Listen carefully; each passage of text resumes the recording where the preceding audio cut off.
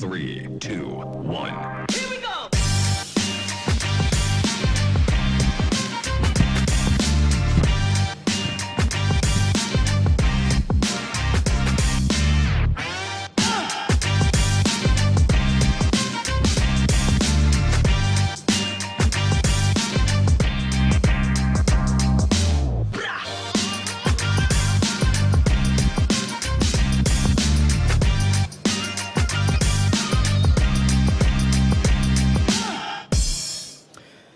Voilà, bonjour ou rebonjour à toutes et tous qui nous rejoignaient pour cette nouvelle conférence consacrée au SDAGE Loire-Bretagne en tant qu'outil au service des territoires. C'est ce que nous allons voir avec nos invités à travers une suite de présentations suivies d'un débat et d'un échange avec vous qui êtes présents dans la salle.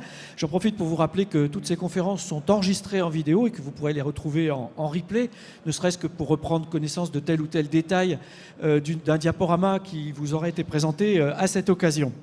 Alors je voudrais vous présenter ces invités justement, Madame Mathilde O'Haraud qui va nous rejoindre et me rejoindre sur cette estrade avec les autres intervenants, Monsieur Aymeric Dupont, Monsieur Gonzague de Montmagné et Monsieur Christian Lecomte. Madame O'Haraud qui est chef de projet gestion quantitative et dérèglement climatique à l'agence de l'eau Loire-Bretagne, en compagnie de son collègue de la même agence, Monsieur Aymeric Dupont, chargé de mission planification. Monsieur Christian Lecomte, directeur du syndicat mixte des eaux de l'Allier, et Monsieur Gonzague de Montmagné, de la cellule d'animation du SDAGE Loire en Rhône-Alpes.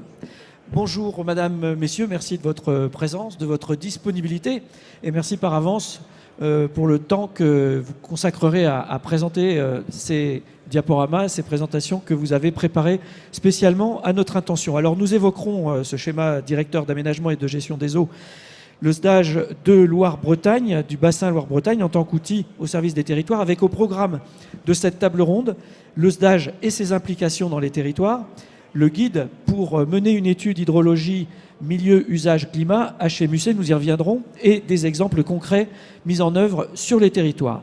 Et pour commencer, je vais vous proposer, Monsieur Dupont, chargé de mission planification à l'agence de l'eau Loire-Bretagne, de bien vouloir planter notre décor avec une présentation globale de ce SDAGE.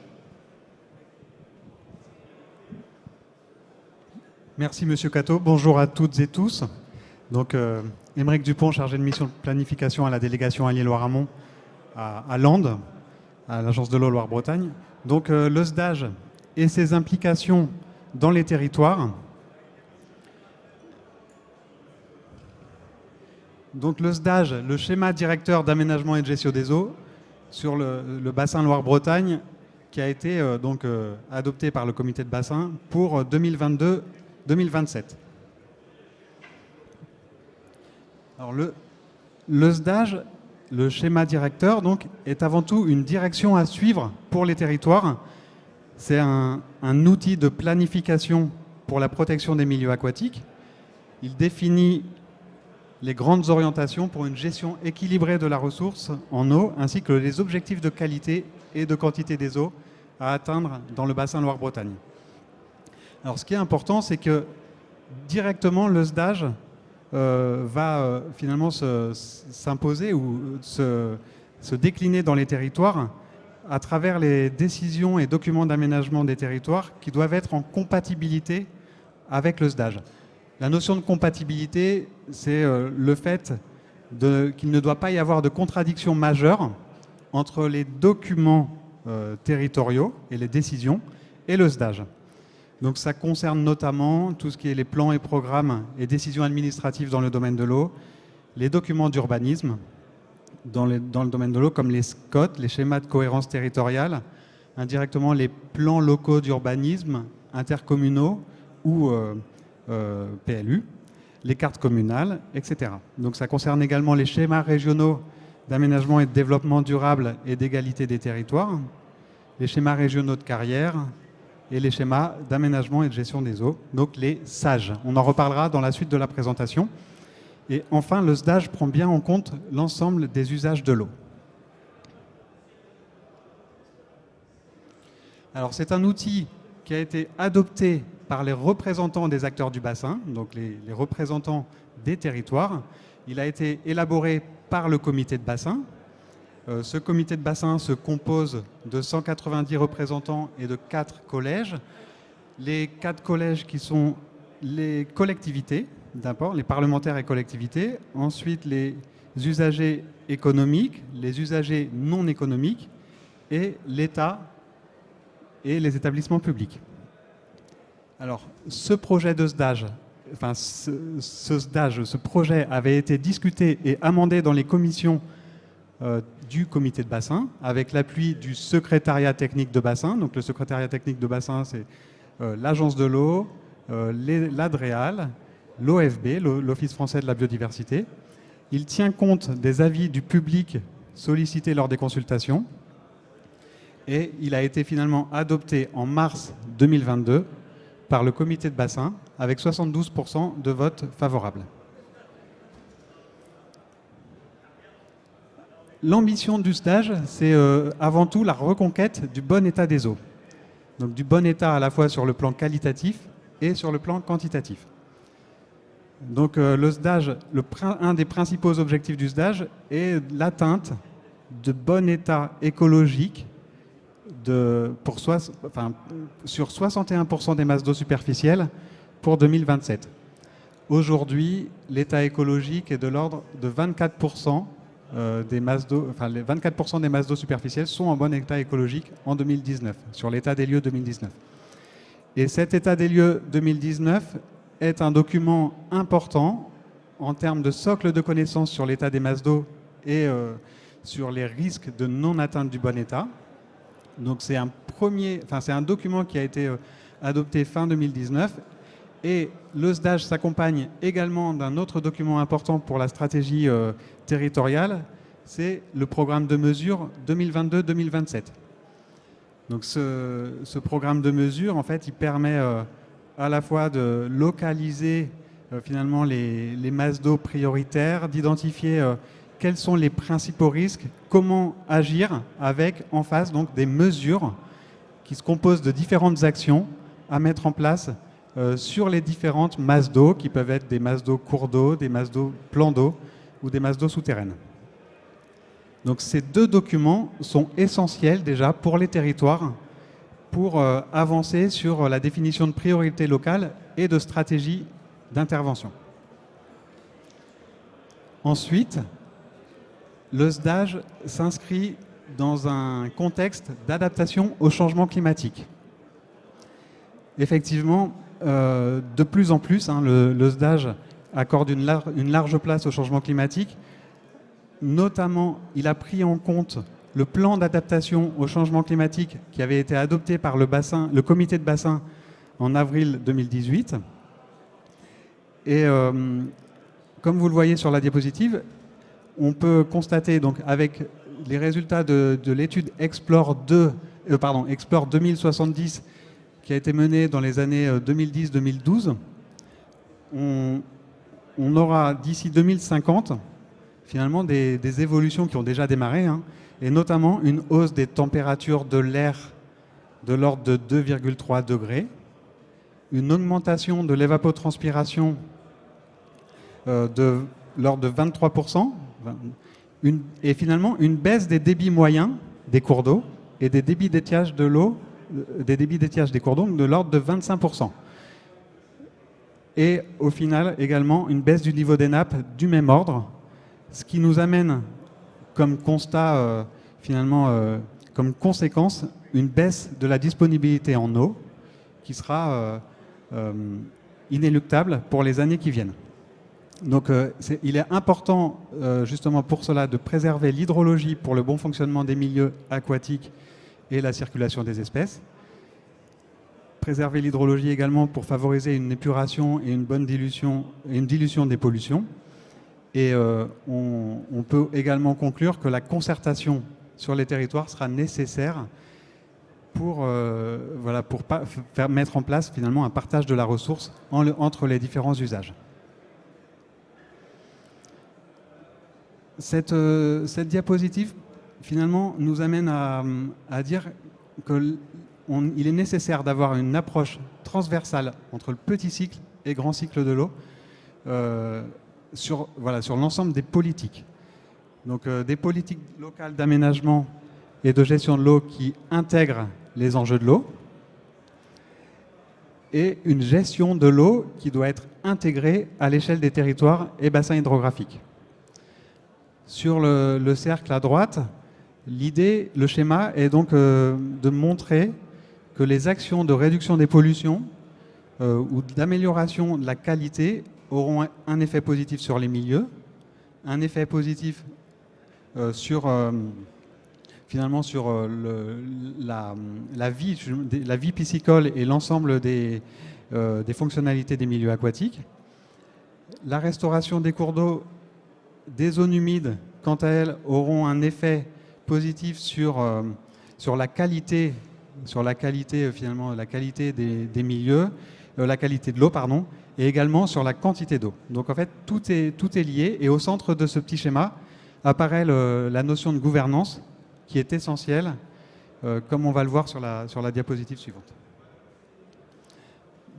Donc la logique à l'échelle des territoires, c'est tout d'abord une approche à l'échelle des bassins versants, bassins versants hydrographiques, bassins versants hydrogéologiques, pour permettre déjà d'impliquer finalement tous les acteurs concernés sur le territoire de l'eau.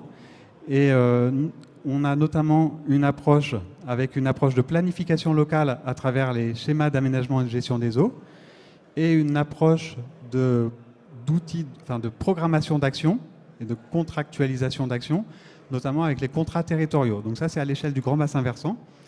Et au sein des territoires, au sein de ce bassin versant, les collectivités, les différents acteurs, et notamment les établissements publics de coopération intercommunale, ces acteurs sont au cœur finalement des politiques de l'eau, avec notamment les compétences assainissement, eau potable et GEMAPI, donc la gestion des milieux aquatiques et la prévention des inondations, mais aussi les compétences urbanisme et aménagement, qui sont souvent citées dans le SDAGE, et d'autres compétences comme la voirie, les espaces verts, etc. Donc c'est important que les organismes entre eux échangent et une approche transversale à travers ces compétences, mais au sein de ces mêmes collectivités, que les différentes compétences également parlent entre elles pour avoir une gestion intégrée sur le territoire.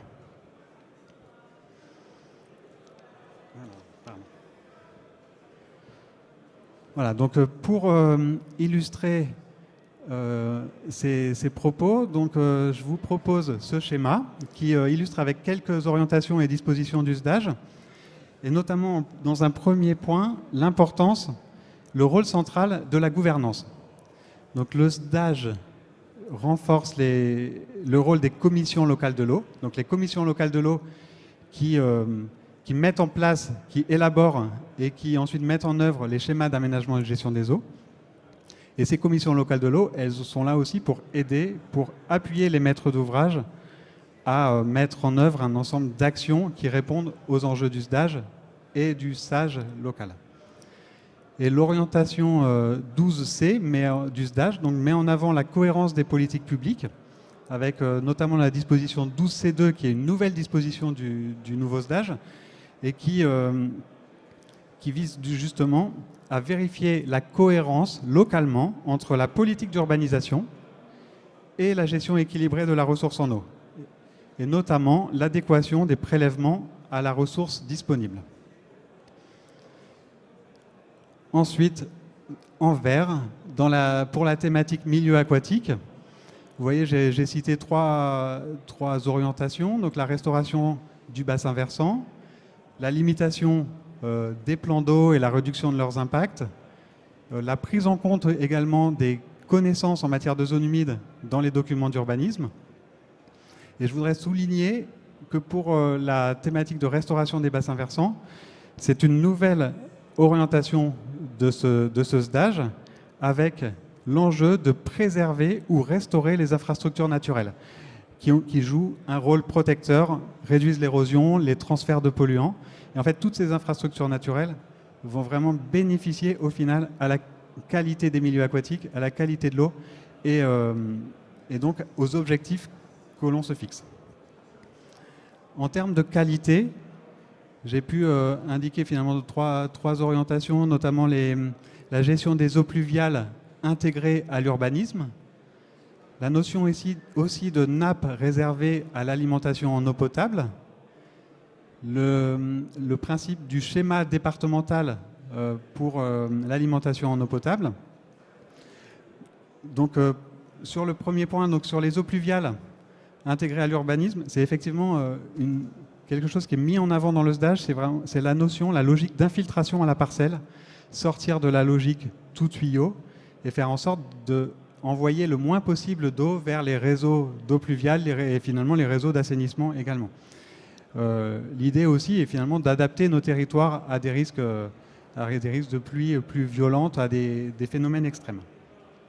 Et donc c'est important que les documents d'urbanisme, par la réalisation d'un zonage pluvial et via des travaux sur un zonage pluvial au préalable ou d'un schéma directeur sur les eaux pluviales, prévoient justement d'agir sur cette réduction, sur cette gestion des eaux pluviales intégrée. Sur la partie eau potable, sur la prise en compte des nappes réservées à l'eau potable, c'est un point important aussi, tant sur la préservation pour le futur de la qualité, mais aussi sur la quantité.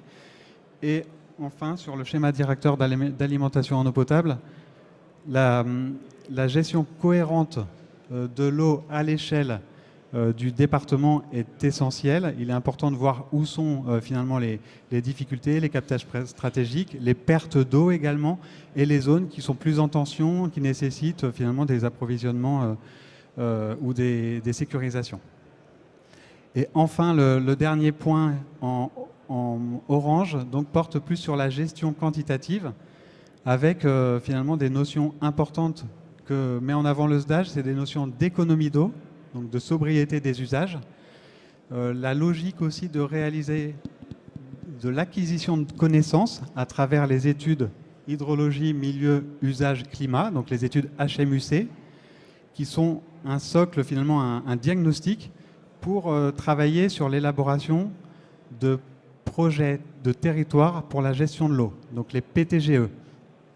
Et c'est au travers de ces PTGE qui viseront justement la sobriété, qui viseront les économies d'eau, mais qui viseront aussi finalement la conciliation des usages avec la ressource disponible, que pourront être mises en place un certain nombre d'actions visant finalement à se projeter dans le futur, se projeter avec le changement climatique, d'actions permettant finalement de s'adapter et de concilier finalement la disponibilité de l'eau pour les usages et l'atteinte du bon état écologique, donc c'est-à-dire finalement la gestion équilibrée de la ressource.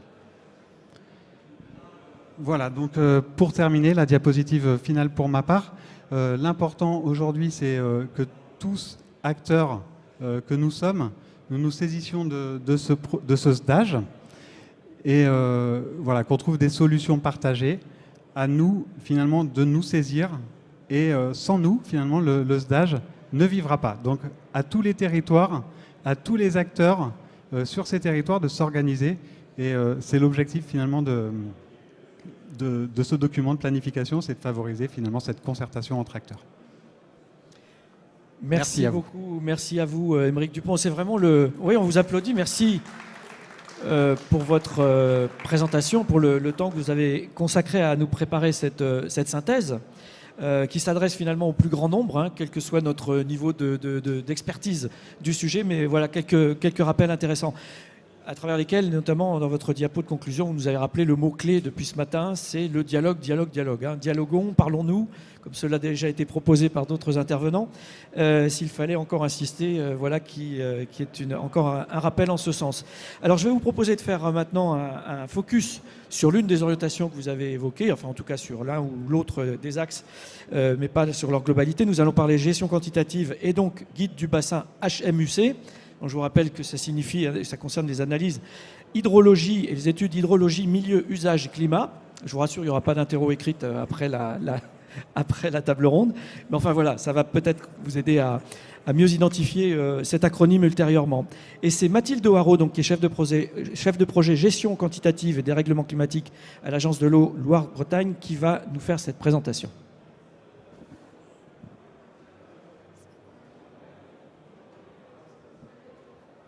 Donc oui, bonjour. Mathilde O'Haraud. Je vais donc faire ce focus sur le point que Aymeric a pu vous présenter concernant notamment les analyses hydrologie, milieu, usage, climat. C'est pas si compliqué que ça, hein, c'est pas aussi compliqué que ça en a l'air. Et surtout vous montrer que ces analyses représentent vraiment un outil de gestion quantitative de l'eau sur les territoires. Alors d'abord, qu'est-ce que c'est que les analyses hydrologie, milieu, usage, climat? Donc, ce sont des études qui sont basées sur une analyse globale de ces quatre éléments, hein, l'hydrologie, le milieu, l'usage et le climat, pour les interactions que ces composantes peuvent avoir entre elles. On sait bien que l'hydrologie va conditionner les usages, l'état des milieux également. Les usages impactent à la fois l'hydrologie et les milieux, et puis le climat vient impacter les trois autres. Donc on a vraiment une analyse globale à faire. Et ces analyses HMUC, elles ne sortent pas de notre chapeau, hein. Elles répondent vraiment à la réglementation nationale, puisque l'article L211.1 du Code de l'environnement précise en ces termes qu'il faut mettre en œuvre une gestion équilibrée et durable de la ressource en eau, prenant en compte le changement climatique et satisfaisant aux exigences de l'alimentation en eau potable, de la population, de la vie biologique du milieu récepteur et des activités légalement exercées. Donc on retrouve bien ces quatre composantes, milieu, usage, climat, hydrologie, dans la réglementation nationale et dans les définitions nationales. Et c'est de là qu'on a créé cet outil qu'on appelle HMUC.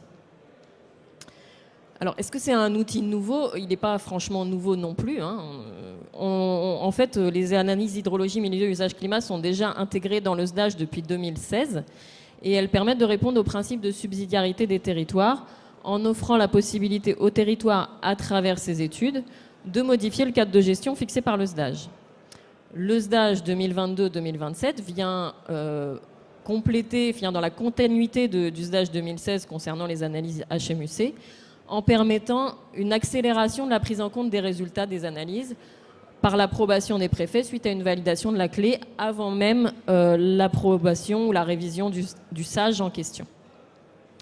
Ces analyses, elles s'intègrent dans une logique de continuité, de progression continue de nos travaux. Avec le prolongement, je vous ai écrit des études volume prélevables. En fait, les analyses HMUC sont quelque part des études volume prélevables auxquelles on a rajouté le volet climat. Et on est vraiment dans une logique de progression. Il nous a apparu important, hein, dans le cadre de ces études volume prélevables, on pouvait plus passer maintenant d'intégrer cette vision prospective liée au climat et liée au dérèglement climatique.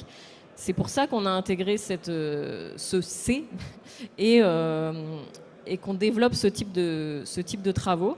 Je vous ai mis cette petite carte où on voit bien, hein, que les analyses qui sont déjà en cours maintenant viennent compléter les études volume prélevables qui étaient déjà réalisées sur le bassin ou les renforcer pour certains territoires. Alors qu'est-ce que c'est concrètement qu'une analyse hydrologie, milieu, usage, climat, hein, pour vous résumer un peu le principe assez simplement. On a le volet milieu. Alors milieu, c'est définir quels sont les besoins minimums de bon fonctionnement des milieux aquatiques. Une fois qu'on connaît quels sont les besoins des milieux aquatiques pour qu'ils fonctionnent correctement tels que le demande la réglementation nationale, on va s'intéresser à l'hydrologie observée sur le territoire et puis aux usages qu'on observe, quels sont les volumes qui peuvent être prélevés. Et en rajoutant virtuellement, ces usages prélevés à l'hydrologie qu'on va observer, ça nous permet de reconstituer une hydrologie qu'on appelle désinfluencée, c'est l'hydrologie naturelle du territoire. S'il n'y avait pas d'usage, quelle serait l'hydrologie qu'on pourrait réellement observer sur notre territoire? Et quand on connaît les besoins minimums des milieux et l'hydrologie naturelle qui serait disponible sur notre territoire, ça nous permet de définir ce qu'on appelle les volumes potentiellement mobilisables. Quels sont les volumes qu'on peut potentiellement consommer, prélever sur le milieu, sans porter préjudice au milieu aquatique? Alors, j'ai fait un petit focus sur le côté parce qu'il faut bien distinguer les volumes potentiellement mobilisables des volumes prélevables, qui ne sont pas tout à fait la même chose. Le volume potentiellement mobilisable, c'est vraiment tout ce qu'on va pouvoir prendre sur le milieu, tandis que le volume prélevable, il correspond, d'après le décret gestion quantitative qui est paru en juin 2021, au volume aux usages réglementés, c'est-à-dire déclarés ou autorisés. Et donc, le volume potentiellement mobilisable, il comprend ce volume prélevable, mais il comprend aussi tous les prélèvements qu'on peut avoir sur le milieu et qui ne sont pas déclarés, qui ne sont pas réglementés, comme par exemple l'abreuvement du bétail ou l'évaporation des plans d'eau. Et puis, dernière composante, j'ai insisté juste avant dessus, c'est le climat. Effectivement, le climat va impacter l'hydrologie. Il l'impacte déjà et puis il l'impactera encore plus dans le futur, comme l'a précisé Émeric. Il va impacter les milieux avec les montées de température notamment. Et puis il impacte les usages. Et comme on a pu le voir cet été, l'impact du climat sur les usages peut être parfois assez fort. Donc à quoi servent concrètement ces analyses hydrologie, milieu, usage, climat? Alors elles servent d'abord à améliorer la connaissance des territoires, la connaissance sur la ressource, la connaissance sur les usages. Elles permettent de dresser un état des lieux des équilibres quantitatifs d'un territoire et sa sensibilité aux effets du changement climatique, savoir vraiment quels vont être les impacts du changement climatique sur vos territoires. Elle permet donc aux territoires de se projeter, de définir des objectifs de gestion quantitative, des priorités locales, dans une démarche, on est toujours sur un respect de la réglementation nationale, d'atteindre des objectifs de bon état, et aussi dans une démarche prospective vis-à-vis de l'impact du changement climatique. Donc, les analyses HMUC, elles ouvrent non seulement la possibilité au territoire d'adapter localement le cadre fixé par le SDAGE, mais comme l'a dit Émeric, elles constituent aussi la phase d'élaboration de l'état des lieux, le diagnostic nécessaire à la construction des projets de territoire que sont les PTGE. Elles permettent effectivement, dans le cadre des dispositions du SDAGE, plusieurs adaptations du cadre fixé par le SDAGE. Donc on a toujours cet objectif qui est rappelé d'équilibre quantitatif, de bon état écologique.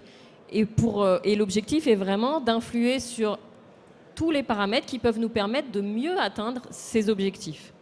Donc ça peut être la modification de la période de base eau, ou de la période qui est par conséquent la période hors base eau qui correspond à la période de remplissage des retenues. Ça peut être la modification des volumes prélevables en période de base eau qui sont normalement également cadrés dans le SDAGE. Ça peut être la modification des objectifs au point d'eau, que ce soit les débits objectifs d'étiage, les débits de seuil d'alerte, les débits de crise. Donc on a vraiment un volet sur la gestion structurelle et puis un volet sur la gestion de crise aussi, hein. Et puis, on peut aussi, au travers d'une analyse HMUC et des constats qu'on va faire dans cette étude, proposer des modifications sur les prélèvements hivernaux pour le remplissage des retenues et sur les conditions notamment qui sont prescrites dans le SDAGE, sur le débit minimal à maintenir dans les cours d'eau en hiver ou les débits plafonds de prélèvement cumulés. Donc voilà, on garde vraiment une palette assez large de choses qu'il est possible d'adapter au travers des résultats d'une analyse HMUC, pour atteindre toujours ces objectifs de bon état quantitatif, de bon état écologique des milieux aquatiques. Où est-ce qu'on en est au niveau du bassin? Alors cette carte, elle date du mois de mars 2022, elle n'a pas été mise à jour encore, mais vous voyez que déjà en mars, on avait un grand nombre de territoires qui avaient déjà engagé des études HMEC. Et puis, beaucoup de territoires qui les avaient déjà mis en projet, qui réfléchissaient déjà, qui avaient déjà commencé à initier ces démarches. Alors, dans l'entrefaite, on a, au niveau de l'agence, financé, avec l'aide de l'État, un appel à manifestation d'intérêt pour pouvoir financer à 100% des études de ce type. Et effectivement, la plupart des territoires qui sont inscrits en projet sur cette carte vont, d'ici la fin de l'année, lancer effectivement ces études avec encore d'autres territoires, et je pense que d'ici la fin de l'année on sera à 75% de la superficie de notre bassin, qui est quand même le plus grand au niveau national, qui seront couverts par ces analyses, en tout cas qui auront initié ces analyses HMUC. Alors effectivement, la question se pose. Tous les territoires, beaucoup de territoires vont se lancer dans la réalisation de ces études, de ces analyses. Sur quoi ces territoires peuvent s'appuyer, puisqu'effectivement, ce sont des analyses, des projets assez complexes, qui peuvent paraître ambitieux. Eh bien, du coup, l'Agence de l'eau a proposé, avec la DREAL de bassin, un guide de réalisation aux analyses HMUC. Donc ce guide, il a l'intérêt de garantir déjà une approche cohérente au niveau du bassin, que chaque territoire qui s'engage dans ces analyses ait une démarche relativement similaire et qu'on puisse garder une cohérence au niveau bassin. Il est à destination de tous les acteurs qui suivent ces analyses. Ça peut être les porteurs de projets, les services de l'État, les collègues de l'Agence de l'eau qui ont également besoin d'appui sur ces études. Et elles permettent à la fois un appui dans la construction de la démarche, mais aussi dans le suivi de l'étude après par la suite. Évidemment, c'est un document qui ne peut pas être figé, puisque les connaissances s'améliorent, je dirais, de jour en jour, notamment dans le domaine du climat, de la projection climatique, de la perspective, des travaux perspectives qu'on peut avoir sur les différents volets. Donc ce document sera amélioré, il y aura des versions successives pour intégrer au fur et à mesure toutes les connaissances qu'on va pouvoir capitaliser, notamment dans la réalisation de ces études. Comment ce document va s'organiser?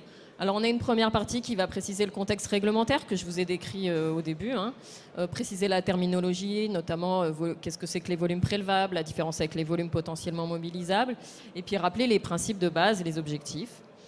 Une deuxième partie va vraiment aider à comment conduire une analyse HMUC, sur quelle échelle de territoire, quelles sont les questions à se poser avant de lancer cette étude et quels sont les enjeux qu'on veut mettre en avant dans la réaction du cahier des charges de l'étude.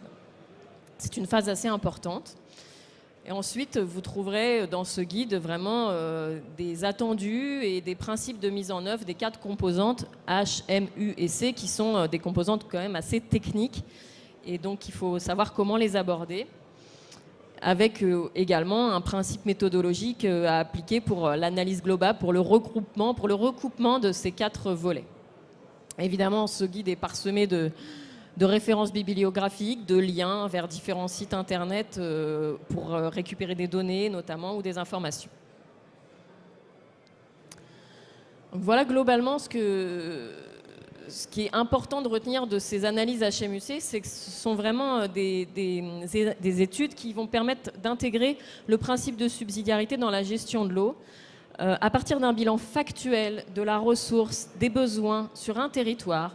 On va pouvoir essayer de dégager un petit peu une approche prospective de ce qu'on va vouloir faire de notre territoire et proposer les clés d'une gestion pérenne pour les usages, pour la ressource en eau. Il y a vraiment une approche globale à avoir avec l'idée d'assurer le bon état des milieux aquatiques et la pérennité des usages, sachant que les deux ne sont pas dissociés. La pérennité des usages, elle est assurée par le bon état des milieux aquatiques. C'est vraiment quelque chose qui est important à prendre en compte.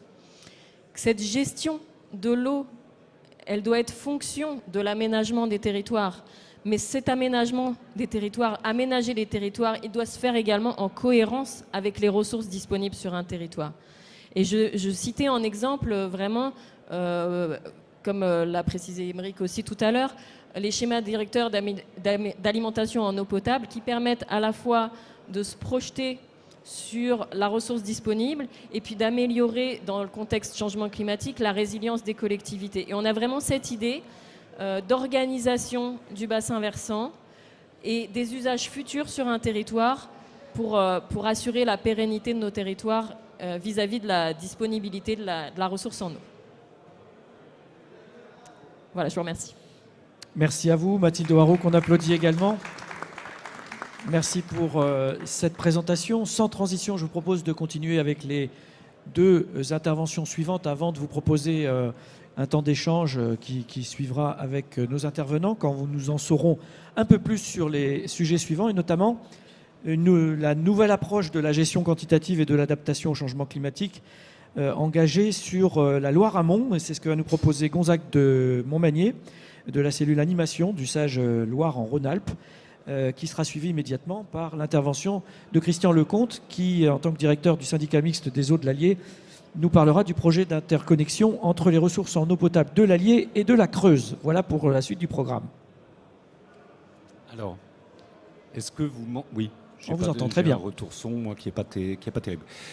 Oui, alors le sage Laurent-Rhône-Alpes. Alors moi, finalement, je serais mieux dans le public parce que j'ai beaucoup de questions à poser à Mathilde suite à son intervention. La mienne va tenter en fait de territorialiser un peu le chapitre 7 du SDAGE tel que l'a présenté Émeric. Donc comment un territoire en fait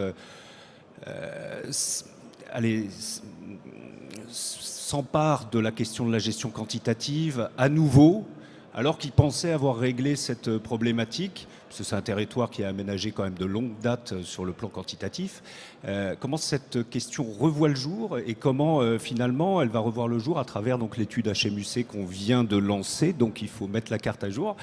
Mais bon, ça fait 4-5 jours. Donc voilà, et puis essayer finalement de resituer ces différentes actions dans le temps et dans l'histoire de ce territoire, parce que c'est important de pouvoir se situer pour pouvoir effectivement ne pas paniquer, ne pas être soumis à l'actualité immédiate, comprendre que les anciens avaient déjà fait beaucoup de choses et qu'on s'inscrit sur du temps long et qu'on a trouvé des solutions, parfois avec des effets positifs, parfois avec des effets négatifs, et qu'il faut en tirer toutes les conséquences dans ce que l'on devine être aujourd'hui un nouveau temps de la gestion de l'eau sur nos territoires.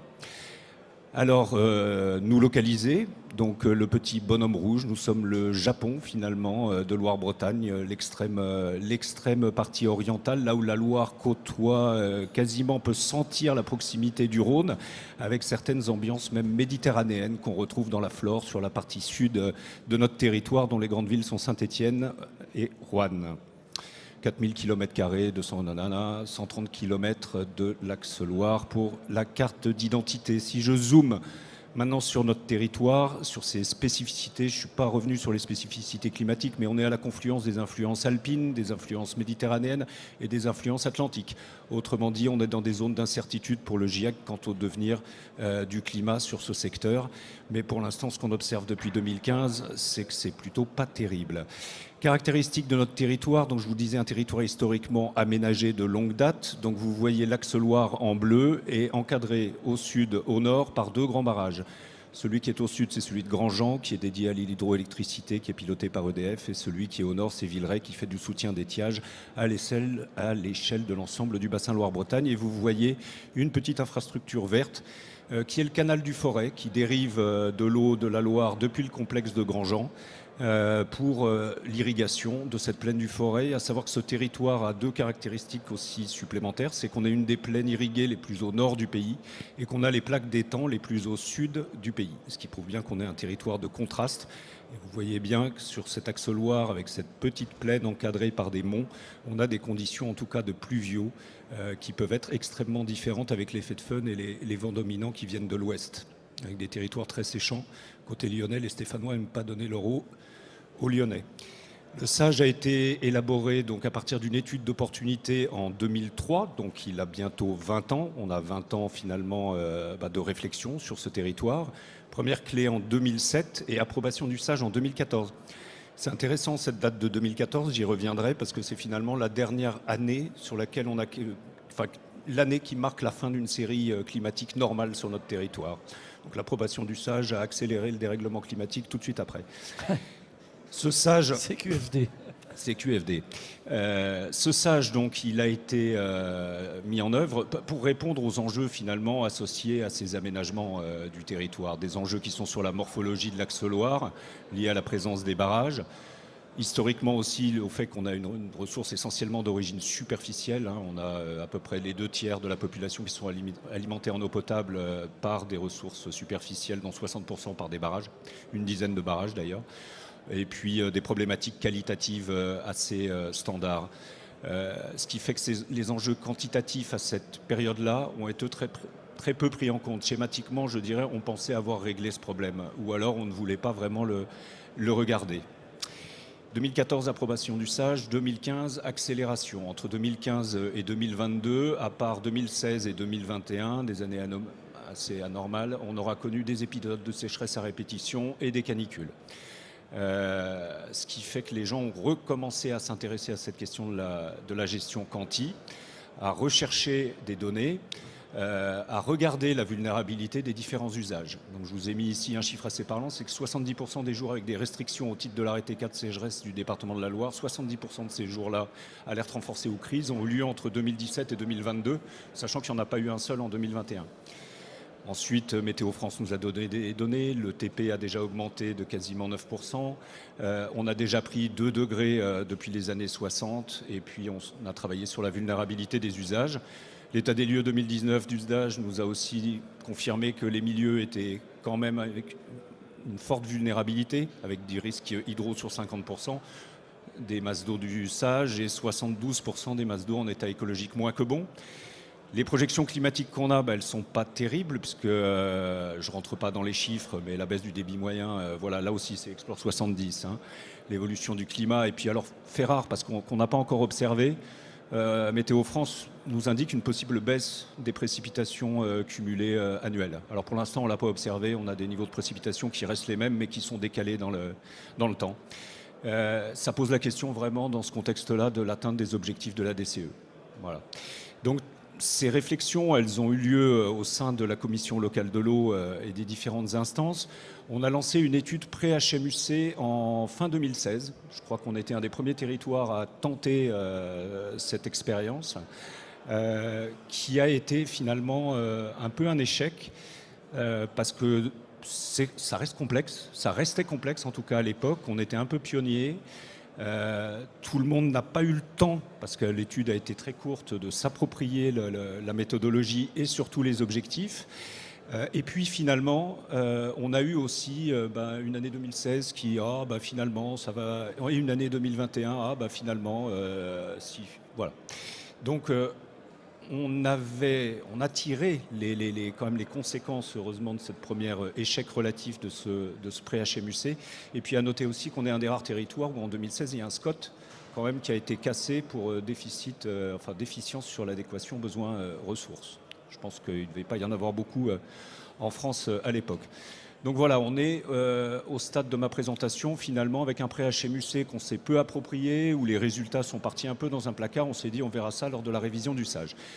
Finalement, il manquait un point dans la phrase pour finir, finalement, pour que le territoire finisse sa transition vraiment vers repenser une nouvelle gestion quantitative. Ça a été la crise de 2022. Alors, on n'en est pas encore sorti. Sur le petit diagramme que vous voyez, c'est le débit de la Loire entrant, donc sur le périmètre du SAGE. 2,4 mètres cubes secondes pour un fleuve, c'est quand même pas beaucoup, même si on est à l'amont. Ces 2,4, ils rentrent dans le barrage de Grandjean, qui est donc dédié à l'hydroélectricité principalement, mais qui a aussi des activités de loisirs. Et comme on est largement en dessous du débit de crise, qui est à 4,5, le barrage, il ne fait pas de soutien d'étiage, donc ce qui rentre égale ce qui sort. Par contre, je vous ai dit tout à l'heure que le barrage alimentait le canal du Forêt.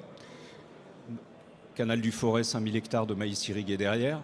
Ce qu'on a appris cette année, c'est qu'avec les interconnexions pour l'alimentation en eau potable, on avait aussi 40 000 habitants et des industries importantes, des hôpitaux importants qui dépendaient du canal du Forêt. Voilà. Donc, premier des conflits d'usage. On savait qu'il y avait des collectivités qui s'étaient interconnectées. On ne pensait pas que le nombre arriverait à 40 000. Donc normalement sur cette période on peut mettre 2,5 dans le canal du Forêt si la cote du barrage est supérieure à 219, c'est le règlement du plan d'eau. Et vous voyez bien que ça n'a pas pu tenir et qu'on s'est retrouvé dans une situation où un canal d'irrigation avait un débit supérieur à celui du fleuve Loire en sortie de Grandjean.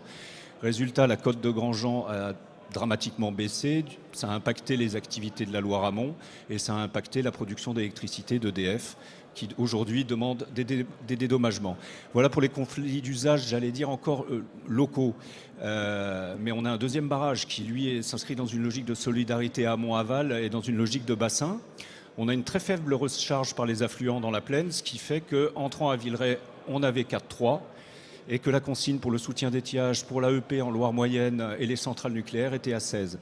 Donc vous voyez bien que le bilan il n'est pas possible et que la faille du système, les différentes failles du système se sont révélées à l'occasion de cette crise. On a 2 qui rentrent et on doit sortir 16 tout en maintenant un maximum d'activité sur le territoire. Je voudrais juste maintenant tenter un exercice un peu théorique, mais le partager avec vous, c'est de réinscrire cette évolution de ce territoire 2015-2022 finalement dans l'histoire un peu plus longue. Ce territoire, la plaine du Forez, c'est un fossé d'effondrement, donc c'était des marécages, les gens avaient la malaria. Bref, c'était absolument invivable. Il y avait de faibles précipitations aussi sur les monts du Lyonnais, etc., etc. Donc, première politique de l'eau sur ce territoire, ça a été finalement des aménagements. On a asséché la plaine, on a créé un canal d'irrigation, et puis au final, on a fait aussi des barrages. Alors les barrages, ça arrive un peu plus tard, mais je les ai mis, c'est un peu théorique à ce niveau-là. Moi, c'est ce que j'ai appelé le temps 1 de la politique de l'eau, à savoir une politique de l'eau très concentrée et très cloisonnée, en fait, qui a été menée à l'époque soit par l'État, même par l'Empire, et même par le clergé, puisque c'est le clergé qui a asséché les marécages de la plaine du Forez. Ensuite, deuxième temps de cette politique de l'eau, on s'est aperçu que ces différents aménagements créaient des perturbations auxquelles il fallait répondre. Donc eutrophisation des grandes retenues, altération des infrastructures naturelles dont parlait Émeric tout à l'heure. Et on a élaboré un SAGE, 250, 300 ans après, pour répondre aux perturbations quali et puis pour favoriser un dialogue entre des acteurs de l'eau, puisque avant, finalement, chacun menait sa tambouille dans son coin. Et ça, c'est la politique de l'eau décentralisée avec de nouveaux acteurs, l'Europe, l'État et puis les collectivités. Et là, la réflexion qu'on a, nous, en ce moment, mais c'est une réflexion qu'il faudra partager plus largement, c'est qu'on arrive à un temps 3, en fait, de la politique de l'eau, avec des perturbations liées au changement climatique qui font que les aménagements qu'on a pensés autrefois sont insuffisants.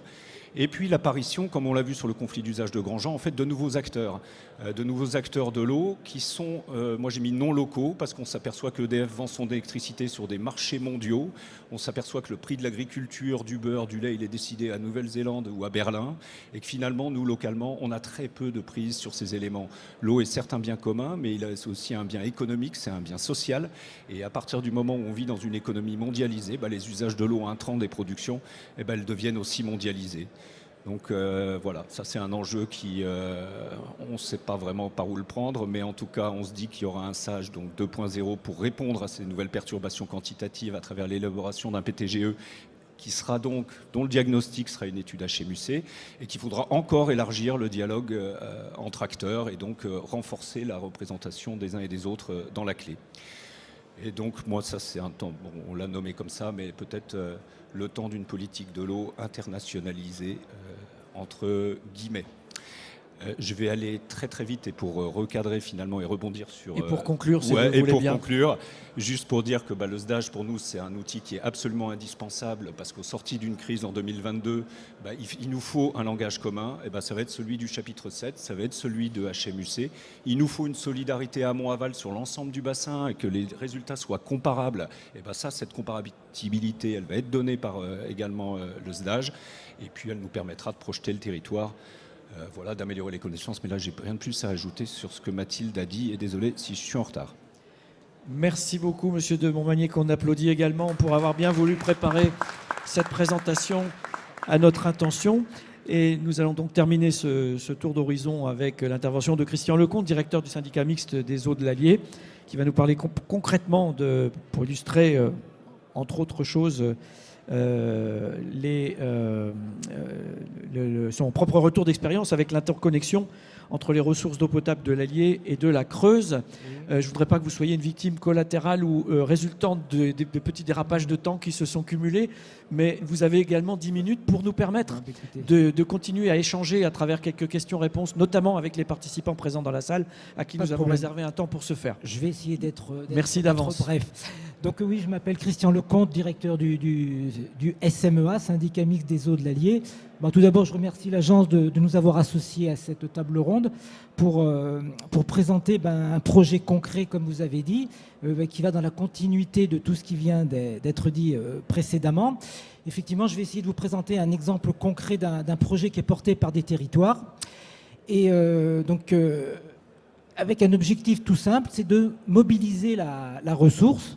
Donc tout simplement en transférant la ressource là où elle est disponible, en qualité et en quantité, vers des territoires qui sont en zone de fragilité. Alors comment est-ce qu'on en est arrivé à ce projet ? En aparté, je vais vous parler un petit peu de ma structure, donc le syndicat mixte des eaux de l'Allier. On est une collectivité territoriale du département de l'Allier. bon, juridiquement un syndicat mixte ouvert parce qu'on regroupe la totalité des syndicats et intercommunalités du département qui gèrent l'eau sur le département, et également le département. Et notre compétence, notre métier de base, c'est la sécurisation en eau potable. Donc le SMEA qui existe depuis 92, donc on va fêter nos 30 ans. C'est pas mon âge à moi, c'est l'âge du SMEA. Donc depuis 30 ans, on réalise des interconnexions entre tous nos adhérents pour se sécuriser mutuellement. C'est-à-dire que si un syndicat a un problème, soit un manque d'eau, soit une pollution, soit un problème électrique sur les pompes, que sais-je encore, on fait en sorte que les syndicats puissent se secourir mutuellement pour que, bien sûr, à l'arrivée, l'abonné ait toujours de l'eau à disposition. Alors, il y a 30 ans, quand le SMEA est donc apparu, tout est parti sur la base d'un schéma directeur, bien sûr, qui avait été fait, parce qu'on n'allait pas partir comme ça au hasard. Donc, il y avait un schéma directeur qui avait été réalisé, et depuis 30 ans, je vais dire qu'on axe nos projets, nos réflexions, nos avancements sur ce schéma directeur pour avancer. Donc, depuis 92, pour être un petit peu concret, on a réalisé sur le département environ 400 km de canalisation, plus des réservoirs, des stations de pompage, des stations de traitement et autres, qui représentent un patrimoine d'environ 75 à 80 millions d'euros. Et puis en 2020, eh bien, on a souhaité réviser ce schéma directeur parce qu'il avait déjà 30 ans, donc il fallait qu'on avance. Et dans ce nouveau schéma directeur, on a eu, je vais dire, deux aspects novateurs qui ont été initiés, c'est-à-dire qu'on ne s'est pas limité au département de l'Allier, on a donc associé les départements voisins, dont la Creuse qui est donc l'objet de cette intervention. Et puis également, on a pris en compte le réchauffement climatique, parce que c'est vrai qu'il y a 30 ans, le réchauffement climatique, pour beaucoup d'entre nous, même la plupart, c'était quelque chose qui semblait un petit peu abstrait. Et aujourd'hui, on est tous conscients que c'est une réalité. Donc on l'a vraiment pris en compte dans ce schéma directeur. Et donc ce schéma en particulier mis en avant des difficultés bien sûr croissantes à prévoir à court terme, et notamment d'un point de vue géographique chez nous, c'est, pour ceux qui connaissent, c'est l'ouest du département, le Val de Cher, qui est le secteur le plus fragile, notamment en termes de quantitatif. Il y a un déséquilibre au niveau de la pluviométrie où l'est du département est beaucoup plus arrosé que l'ouest, et ça c'était montré, et on sait que c'est les phénomènes qui vont continuer à perdurer, et donc on a un vrai déficit sur ce secteur-là, d'où l'intérêt de protéger ce secteur de l'ouest du département de l'Allier, et au-delà de la Creuse, qui est donc dans la même situation. Alors là, je vais vous situer rapidement donc le département de la Creuse. Donc vous voyez, il y a deux syndicats qui, quelque part, sont venus nous voir pour nous expliquer leurs problèmes et voir ce qu'on pouvait faire pour les aider. Il s'agit du syndicat de Boussac et du syndicat de Gouzon, qui sont donc sur le nord-est de leur département, et qui est donc limitrophe avec le département de l'Allier. Là, je vous mets une petite carte, je ne vais pas y rester des heures, c'est juste pour vous montrer ce qu'est le SMEA, ce qui est ce grand maillage départemental d'interconnexion qui permet, donc vous le voyez, de faire basculer les ressources d'un point du département à un autre, d'une ressource à une autre, en fonction des besoins.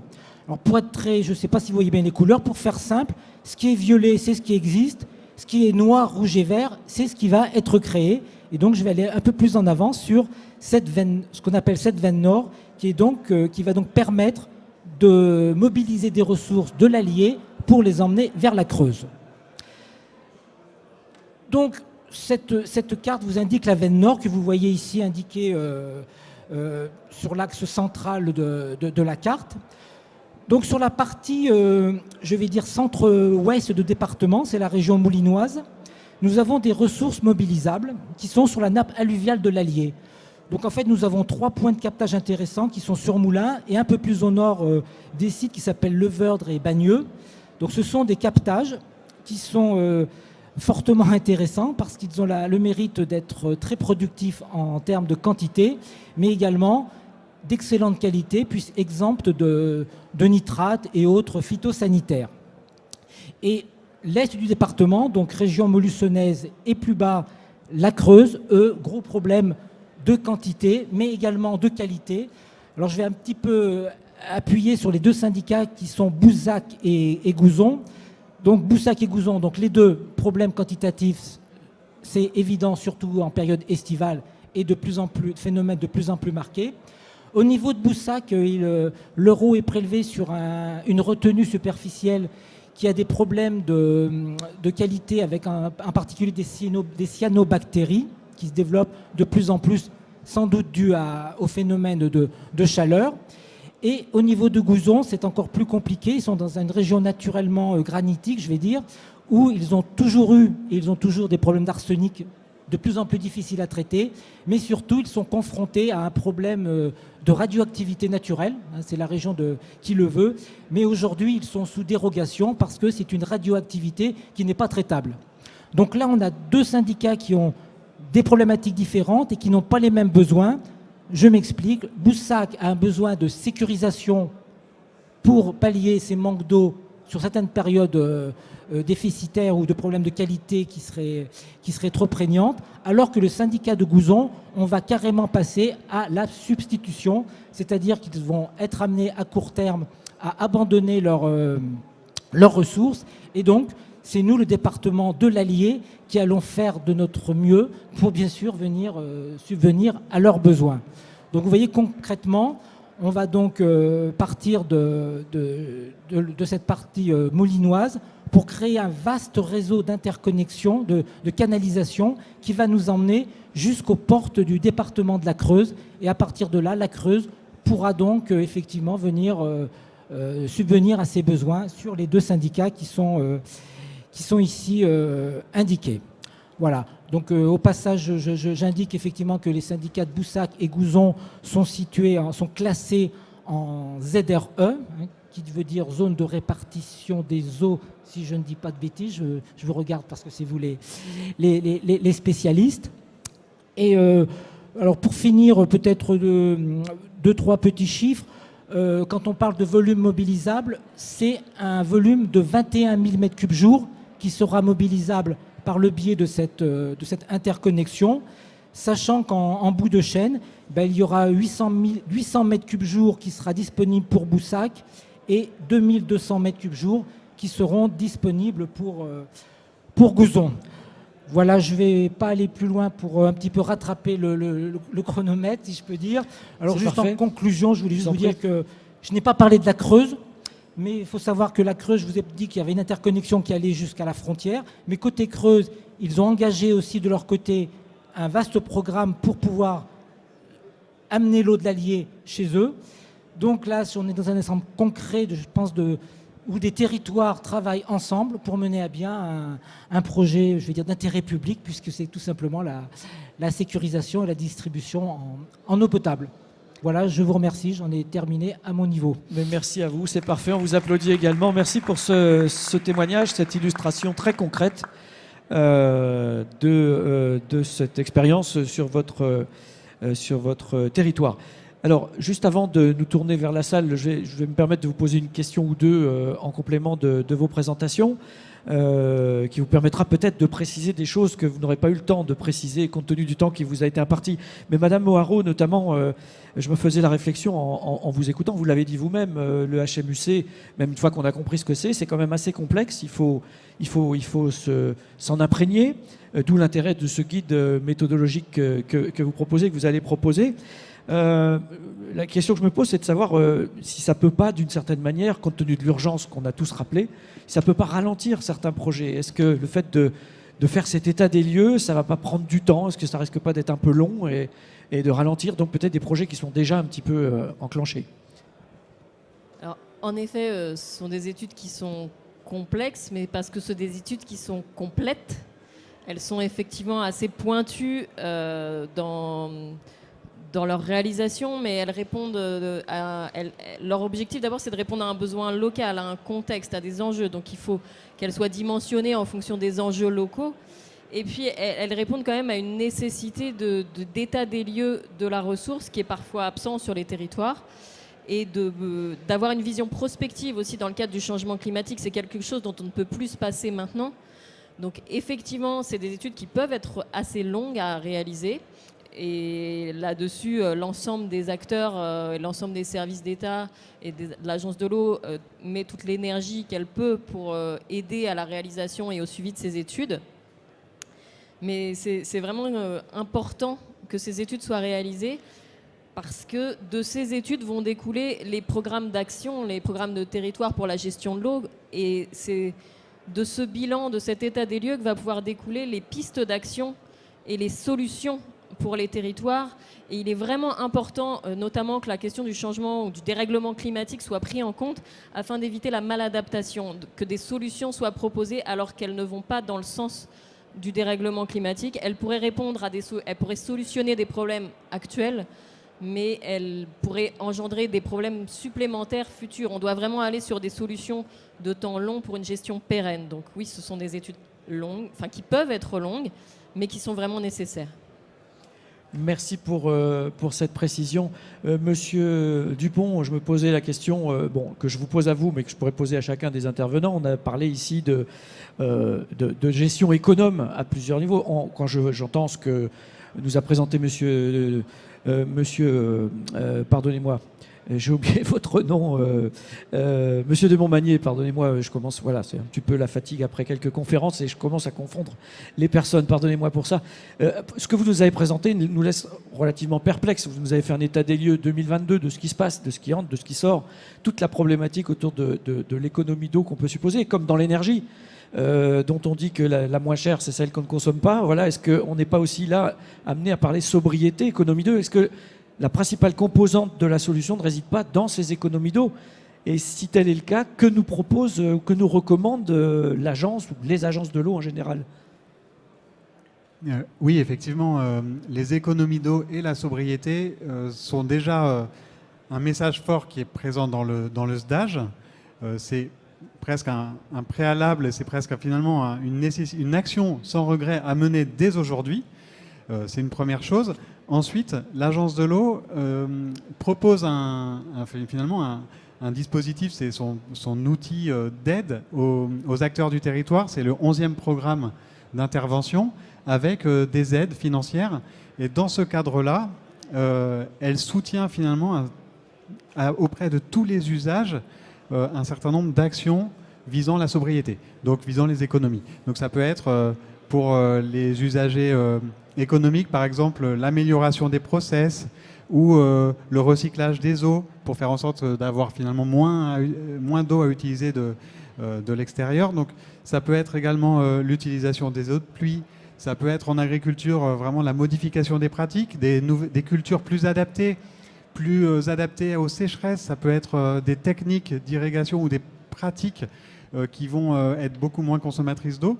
Donc via des dispositifs d'accompagnement comme des MAE, des mesures agro-environnementales et climatiques, ou via des différents dispositifs, on peut accompagner un petit peu cette transition et ces économies d'eau. Auprès des collectivités, l'agence propose également d'améliorer, de finaliser tout ce qui est connaissance patrimoniale des réseaux pour savoir finalement essayer de cibler où sont les fuites dans les réseaux d'alimentation en eau potable, parce qu'il y a encore beaucoup de fuites, et finalement d'augmenter les rendements, de tendre vers des rendements de 85% de rendement de réseau, c'est-à-dire on limite les fuites au minimum à 15%, voire moins en fait. Et également, donc, en toute zone, finalement, l'idée est de cibler, de connaître où sont ces problématiques et de réduire ces fuites. Donc, effectivement, les économies d'eau, c'est le premier axe d'action à mettre en œuvre. Merci pour cette précision, ce rappel. Monsieur de Montmagny, ça y est, j'ai imprimé votre nom, c'est fait. Je voulais savoir, juste suite à la présentation que vous nous avez faite de la situation factuelle de 2022, est-ce que les acteurs du territoire ont déjà tiré un certain nombre de conclusions? Est-ce qu'il y a déjà une matière à se projeter? Est-ce qu'il y a déjà des réflexions qui ont été faites? On est encore dedans, hein, vous l'avez dit vous-même tout à l'heure, c'est pas terminé. Ça se recharge petit à petit, c'est en train de pleuvoir. Bon, tant mieux pour tout le monde, on ne sait pas jusqu'à quel niveau et combien de temps ça prendra. Est-ce qu'il y a déjà des des réflexions qui ont été conduites en la matière et bon, vous avez l'air un peu perplexe aussi. Non, mais c'est très. Voilà, C'est trop récent. C'est trop récent, on n'est pas encore sorti totalement. Je pense que la conclusion, c'est que les acteurs savent maintenant que on ne peut plus continuer comme ça. Donc, ils acceptent effectivement de perdre du temps pour en gagner grâce à une étude HMUC qui, pour nous, en tout cas, on poussera toujours parce que notamment sur le volet M et le volet U, on était très démunis. C'est Milieu et usage. Ouais. Alors, milieu et usage, et surtout Ouais. usage, parce que nous, ce qui nous a manqué dans la première étude HMUC, c'est vraiment d'avoir un volet U performant. Et ça pose la question au niveau des territoires, de nos compétences, justement pour faire de la prospective territoriale. Si je vous ai bien entendu, vous disiez même on a découvert 40 000 habitants face à 5 000 hectares de maïs, quoi. Oui, C'est- et puis les projections qu'on avait faites d'estimation des besoins agricoles, en tout cas dans le cadre de la 7B2 et de la pré-HMUC, on s'était interrogé savoir si quels allaient être les nouveaux besoins agricoles, quels allaient être les nouveaux besoins urbains. On a sorti des projections qui, 6 mois après, étaient fausses. Ouais, ouais. Voilà. Donc je pense que c'est un volet qui doit absolument pas être négligé. Le volet M aussi, parce qu'on s'aperçoit que dans les comités sécheresse, on a des représentants de tous les usages, ce qui est bien normal, qui arrivent avec des éléments très concrets, très tangibles. Mais par contre, sur le volet M, on a du mal à le quantifier, on a aussi du mal à le défendre et trouver l'équilibre. Alors je vois que je n'ai pas répondu à votre question. Donc je vais essayer quand même de dire qu'il y a évidemment, comme dans toute situation de sortie de crise, des tentatives de différents acteurs d'arriver avec leurs propres solutions. À nous d'arriver justement à remobiliser tout ça et à intégrer toutes ces pistes de solutions dans le cadre des instances de concertation qu'on a, qui existent, qui sont effectives. Donc la révision du schéma d'aménagement et de gestion des eaux, l'élaboration d'un projet de territoire pour la gestion de l'eau, qui sera donc alimenté en tant que diagnostic par l'étude HMUC. Mais c'est encore un peu tôt, mais en tout cas, nous, et c'est peut-être ça aussi, c'est spécifiquement humain, j'ai l'impression qu'on apprend beaucoup plus dans la crise que dans Oui, la situation oui. lambda. Donc on a vraiment beaucoup appris sur les besoins et les attentes de chacun dans le cadre de cette crise 2022, et ce sera un vrai atout pour la suite. Mais justement, sans être indiscret, parce que ces chiffres, les chiffres de débit que vous nous avez montrés, vous les connaissez, vous connaissez les chiffres maintenant depuis d'un barrage à l'autre, hein, c'est-à-dire pour faire simple sur votre territoire.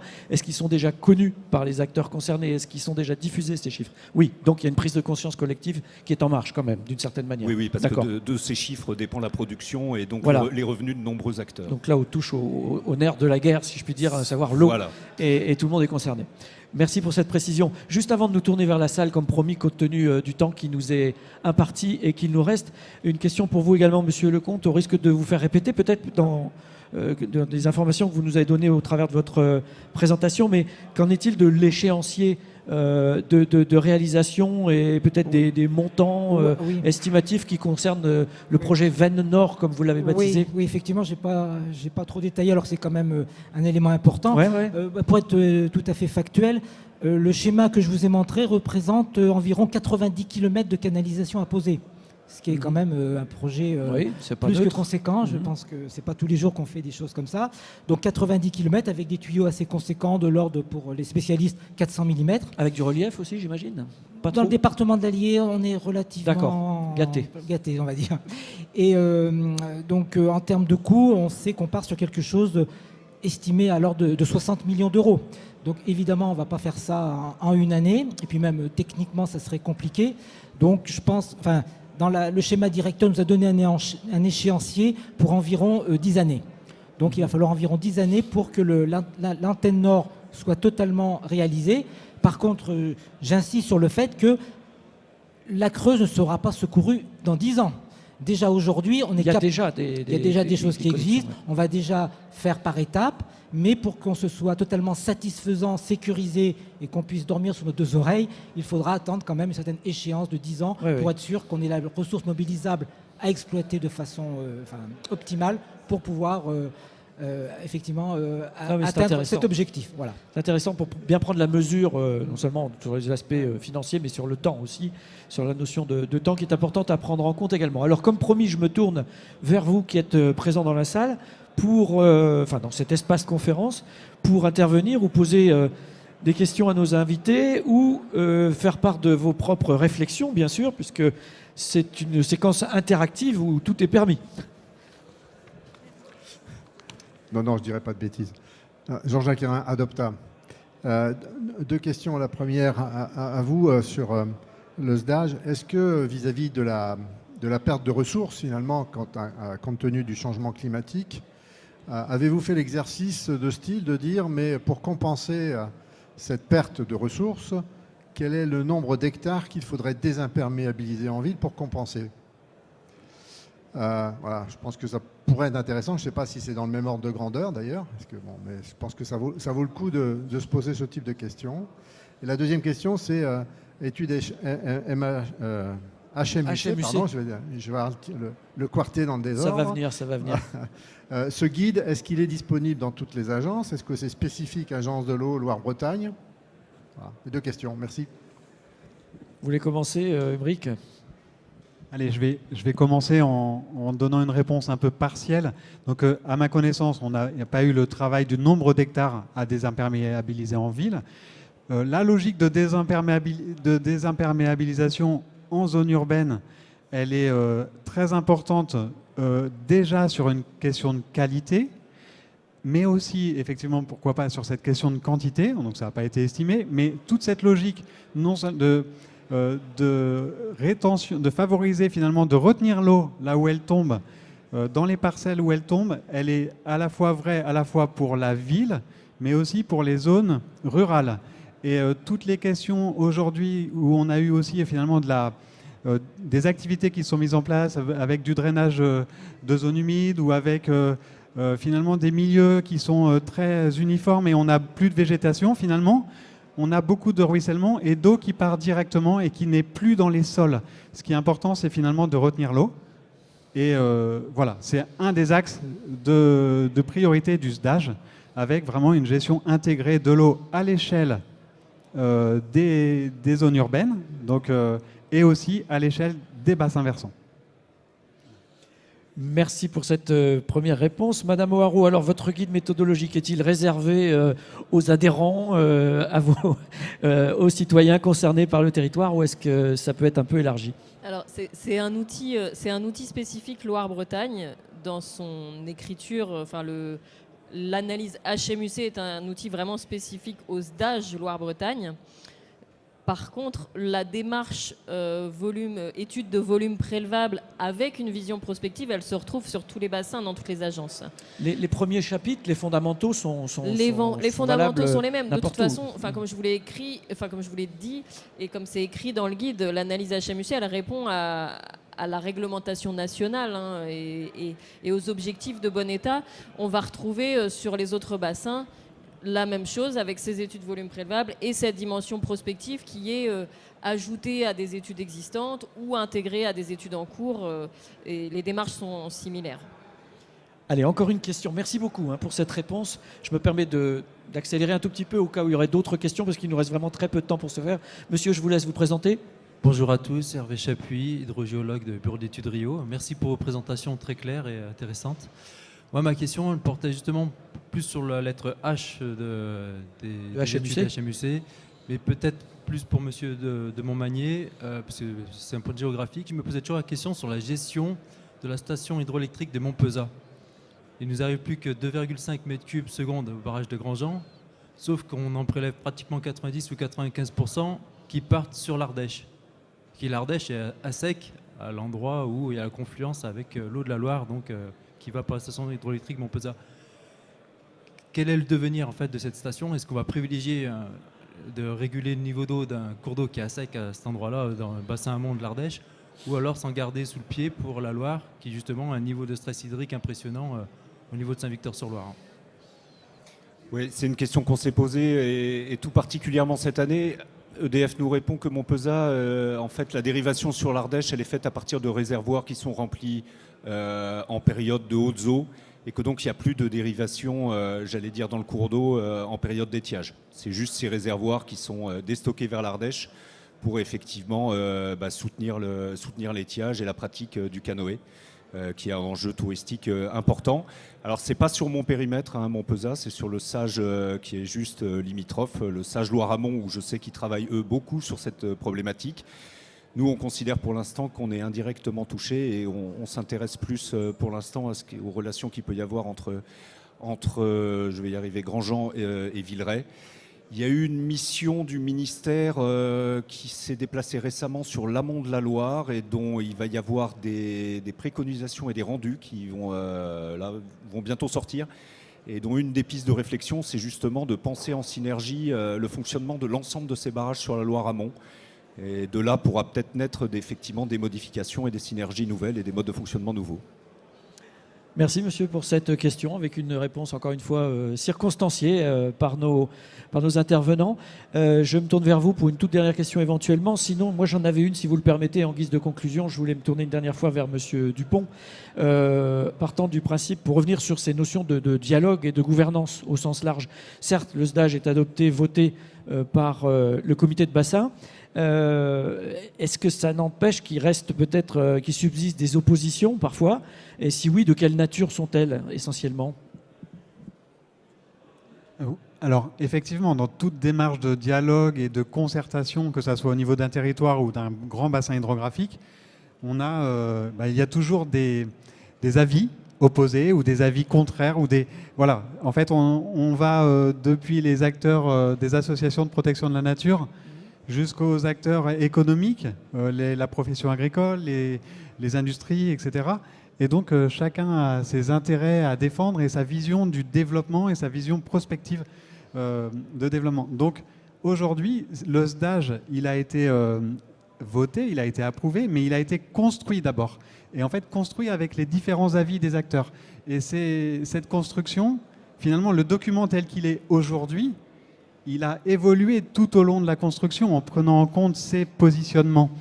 Et si aujourd'hui on a une idée finalement des acteurs qui n'ont pas voté ou qui n'ont pas voté favorablement au SDAGE, on pense notamment à la profession agricole ou à d'autres acteurs économiques, ils n'ont pas voté favorablement pour le SDAGE, mais ils ont contribué à ce document qui finalement est un document qui vise le plus large compromis.